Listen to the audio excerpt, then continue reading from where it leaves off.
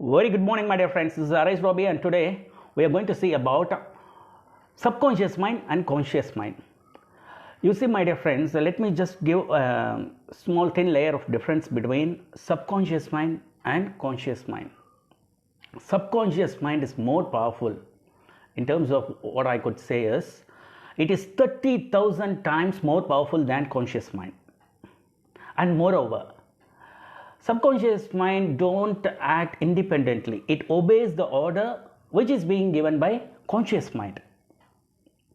So this is what is the main difference. So remember this 30,000 times more powerful. Which is powerful? Subconscious mind. So conscious mind, it always gives some orders. And moreover, subconscious, it obeys the order. Now let me come to one more point. A human being normally, he thinks about 60,000 thoughts per day. The first one what I said is 30,000 times more powerful. Here 60,000 thoughts. So now what happens is in life actually when you want to be more powerful enough in terms of being successful and at the same time to rest in peace, stable, balanced, everything, you have to have a control over your subconscious mind, because it is something more powerful enough in the sense that it is something which has no point of rest actually. That is what I can say. The thing is, it never takes rest, because when it is that when you think about 60,000 thoughts, consciously, unconsciously, whatever it may be, how it could implement it, execute it, only when it is around 30,000 times more powerful, isn't it? So now just imagine how many of you we think about good things to happen to ourselves and as well as to others.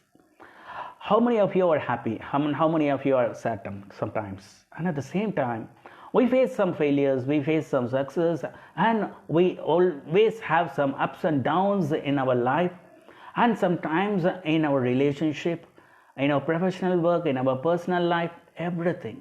So everything is being dumped enough in the sense that it is always too noisy enough, very busy. That's what we need to say actually.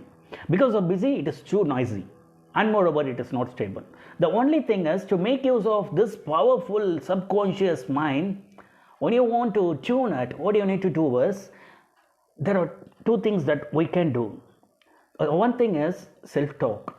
Self-talk, when you talk to yourself in the sense, because when we are into trouble and when we are happy, whatever it is. For example, if you are unhappy, then you will just think about those things, how to find a solution, how to come out of this problem. Is the problem is because of this person or that person, or how I have to deal with all these confusions. And another one more example, if you just fell into a love affair, sometimes before proposal, how to do it, and whether it will be successful or whether it will be a drop or breakup, what, everything, all these confusions. So at this point of time, the thing is, the subconscious mind takes up all the thing given by a conscious mind, because it thinks a lot of things, more than 60,000 thoughts. The two examples. So what you need to do is the self-talk, the inner voice, whatever you speak, that should be more positive enough.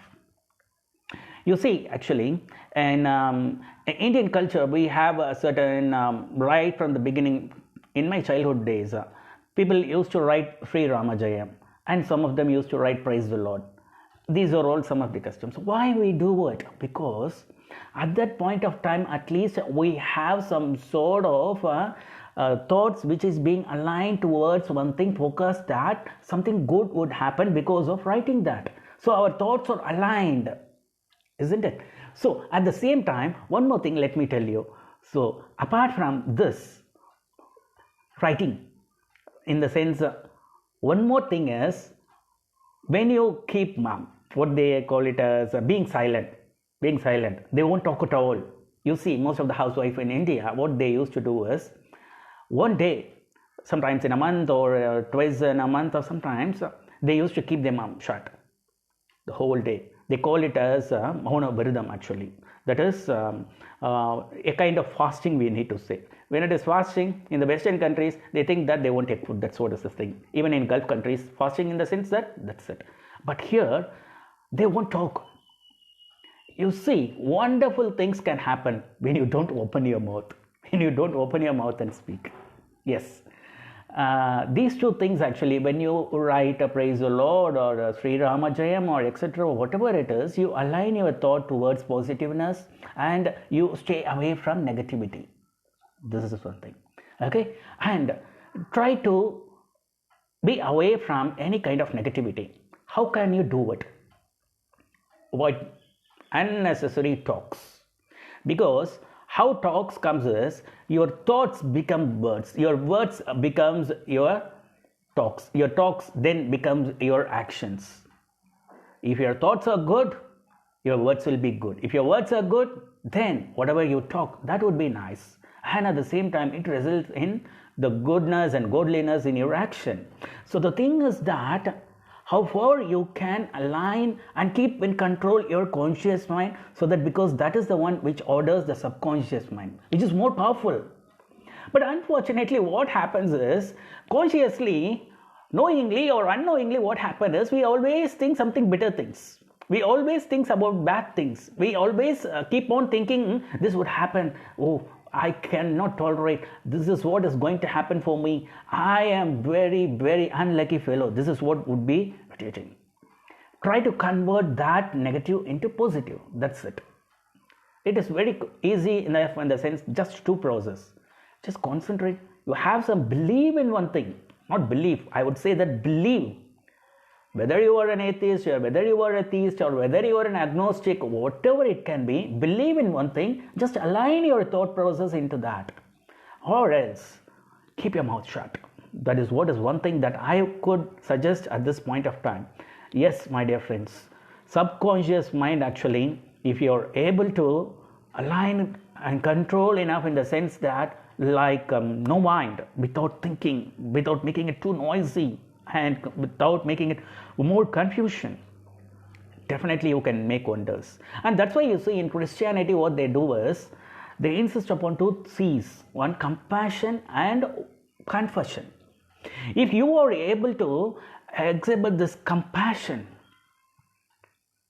and confession, in the sense that in church the Father will be there, whatever is the kind of any kind of mistakes or whatever it may be, they used to go and confess to the Father, so that their heart comes and they rest upon that. Okay, fine, I have come out of it, hereafter I should not do it. It's not though that after doing confession I will do it again. There is no thing. Even if I do, again I can go for confession. Not like that. The thing is that after confession, hereafter I should never do this. So when they come to that kind of mindset, so there would be a no mind, stable mind in their life process to live their life successfully and peacefully.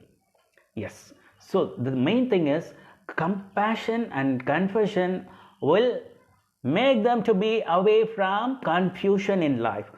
Once when you are away from confusion, things will be going well. There will be no loose talks. You will have a very good self-talk in the sense that you think good, you talk good, you think good for yourself and as well as for others.